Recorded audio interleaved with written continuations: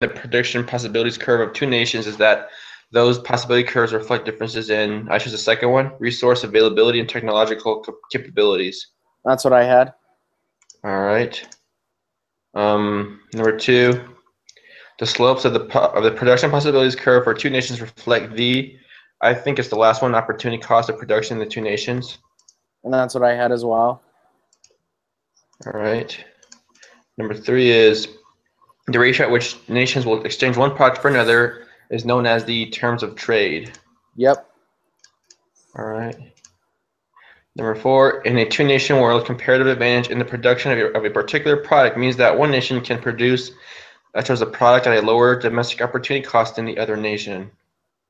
That's what I had. Number five is I chose Germany can produce machines at a lower opportunity cost than France. Okay. I put Germany has a comparative advantage in producing wine. Well, yeah, that's actually true. Because France would have to go up 3 machines for one, whereas Germany is just one. So Germany has a comparative advantage. Yeah. Well, Does that make sense? Well, why would it be a comparative advantage in producing wine? Because they both produce. Well, yeah, that's right. Because France can produce comparative machines advantage. 3 times as easy. So France has a comparative advantage for machines. Okay. All right, you want me to do 6 through 10 then? Yeah, go ahead. All right, major achievements in the European Union include the following except, and I put establishing a common fiscal policy among its members, the last one. Yep. Okay, 7, I have globalization of resource markets has resulted in the business practice of offshoring, which involves only an outflow of jobs away from the U.S. All right, yeah, this one I was everywhere, so I didn't know what this one So offshoring is was. the outflow. So it's not going to be inflow of jobs. It's not the last one, and it's not going to be the expansion or the losses. They don't necessarily relate. Okay. Number 8 says a trade deficit refers to a situation where, and I put exports are less than imports. Yep. 9, use the table below to answer the following question. Refer to the table above. The equilibrium world price of this two-nation model will be $3. Yep. And 10, which of the following is a valid counter-argument against using tariffs to protect high wages from cheap foreign labor? And I put the third one. Okay.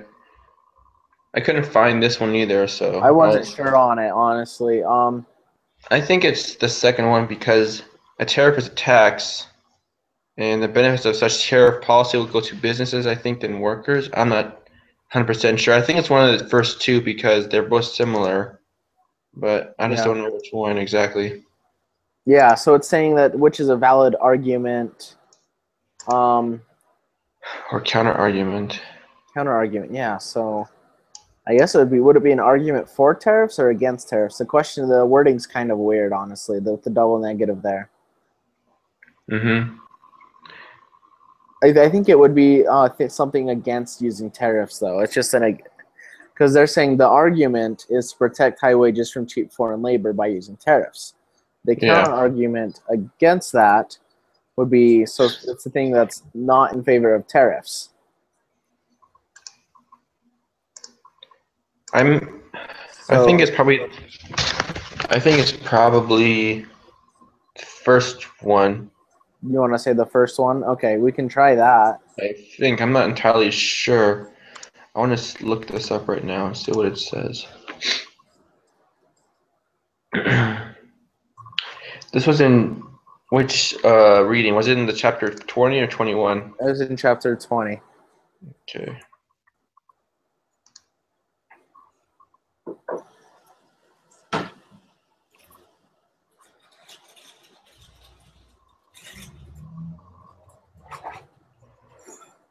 So, let's see. It says, Tariffs impede free trade by increasing the prices of imported goods and therefore shifting sales toward domestic producers. Although protective tariffs are usually not high enough to stop the importation of foreign goods, they put foreign producers at a competitive disadvantage. A tariff on imported auto tires, for example, would make domestically produced tires more attractive to customers.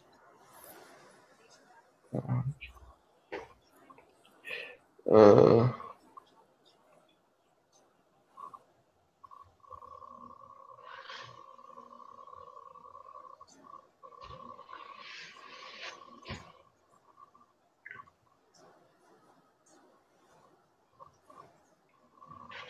And see, I just actually looked it up, uh-huh. and it shows that the answer is C. I looked it up in just Google. Just something I'm seeing here is showing that it's the correct answer is C. Now, I have no way of knowing this is right, but I want to say that it is true because I know that the statement that wage rates in a nation are largely determined by productivity, not trade tariffs.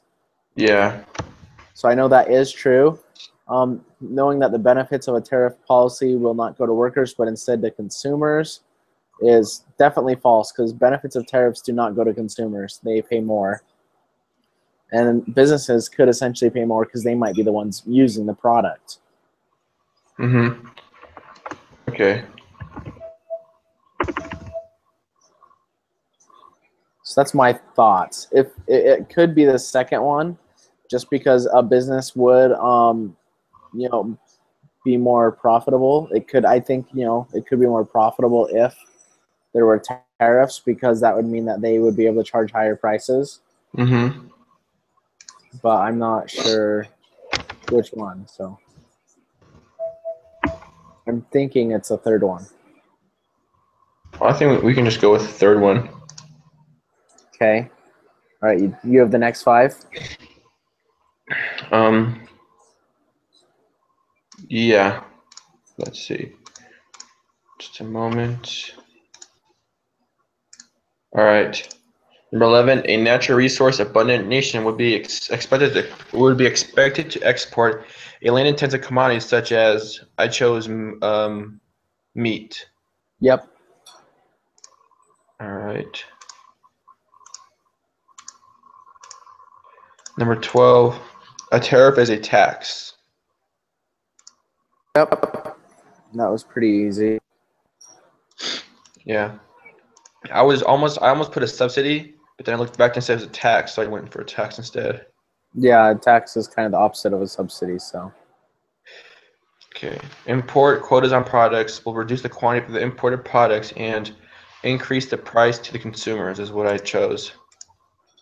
That's the second option, right? Yes.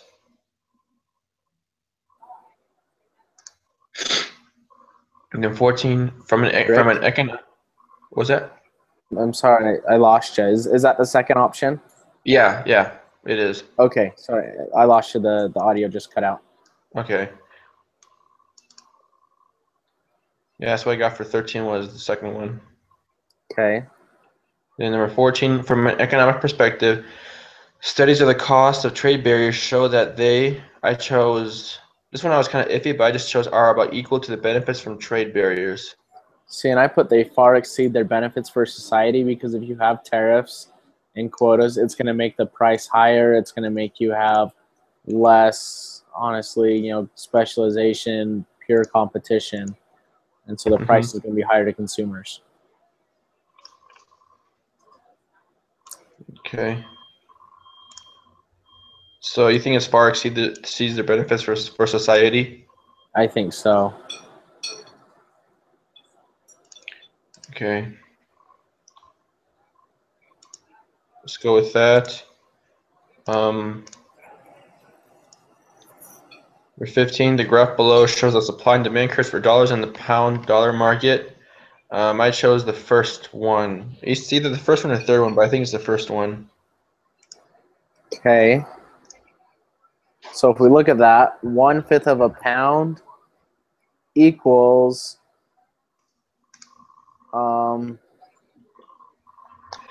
It's saying like for what? one. It's like saying for 1/5 of the pound price is quantity. So 1/5 is equal to 20 cents. Is So what you it's think it's the saying. third one? Oh yeah, I it think says so. pound price of dollars, so you might be right about that. Yeah. Because 1 divided by 5 is 20 cents, and it says pound price of dollars, which I didn't see that. But that would make sense for it to be 20 cents per pound. Yeah.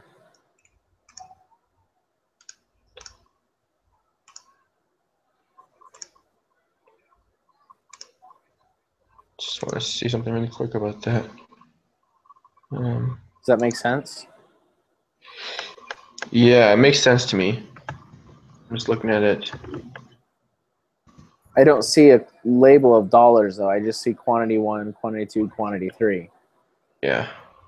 But the intersection is at M, which is at 1/5.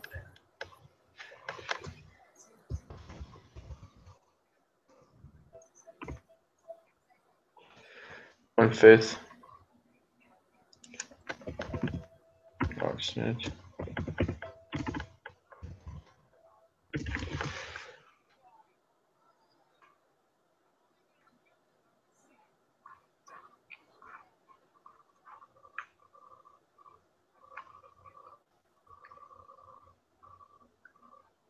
Well, I guess we could just go with the 20 cents, see what happens there. I mean, that's kind of what made sense to me. That I don't see why it, everything else kind of has whole dollar amounts. Yeah. But again, actually, the third option is the same That's the first. as the third is the same as the last. It's just 5 times larger, Oh, yeah. which actually might make more sense because it's all the others are all full dollar amounts or solid pound amounts. Mm-hmm. So you want to go with that one? Yeah, let's go with 20 cents.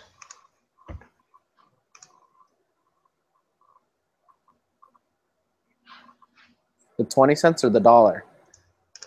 I think it's the 20 cents because it says 1 divided by 5, Okay. and 1 divided by 5 is 20 cents per pound. Quantity of dollars. Um, yeah, it's saying that for 1/5 of a pound, I Mm-hmm. guess that's how much it equals for 1 pound. Or Well, actually, no. Pound no. price for dollars. So it's saying 1 pound equals $5. So it'd be the So it would be the first one. It would. It's the pound price for dollars. The quantity doesn't matter. That's the rate, though. So 1 pound for $5 is what it's saying, actually. so it'd be the first one. I think so. Does that make sense? Yeah. I don't. I looked at this and I chose the first one because I thought that's what it was. Yeah. No, I But think I just took us in a big wild goose chase. Sorry. it's all right. Let's see. We caught it, though. Does that make sense, though? Yeah, I'm just trying to remember why the first one again. Because it's the pound price for dollars. So 1 pound equals $5 is what it's saying because it's 1/5. Oh, I see it now. Yep. And it wouldn't be Okay. the third or fourth because they are the same. So it could. All right. So it could technically argue that that they got it right when they had it wrong. So Mm-hmm. okay, I got the last 5. Foreign exchange rates referred to the, and I put the third option. Okay. That's the same one as well. Well, yeah. Well, 17. Sorry. I said I chose the first. I chose the second one and the third one for the 16. I couldn't find this one. Okay. The exchange rate, it's just going to be like $5 for 1 pound. So it's going to be the price of one nation's currency in the term of another's. Okay. All right. I see your point. All right. 17 says if the US dollar appreciates relative to the British pound, then the pound will depreciate relative to the US dollar. Yep. 18, the United States exports international tourism in the United States and foreign capital inflow in the United States all give rise to, I put a supply of foreign currencies to the United States. Yep.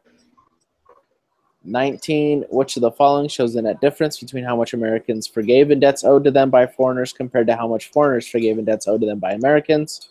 And that's the capital account. Yep. Second option. Yep.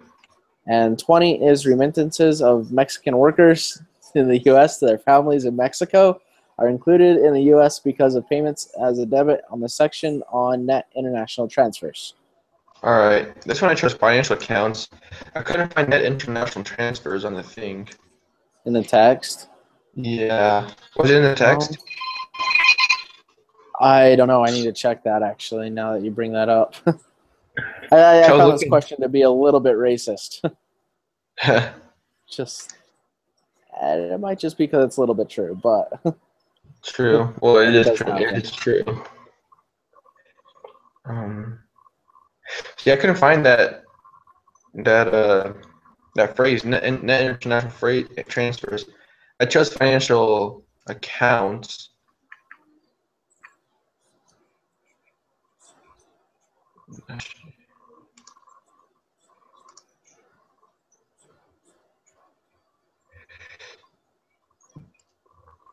So it's financial accounts, capital accounts. Yeah. So it's not going to be capital and financial accounts, actually, because those do not include that. Mm-hmm. So it's not going to be those two. It's not going to be trade and service, I think, because there is a section called net transfers. So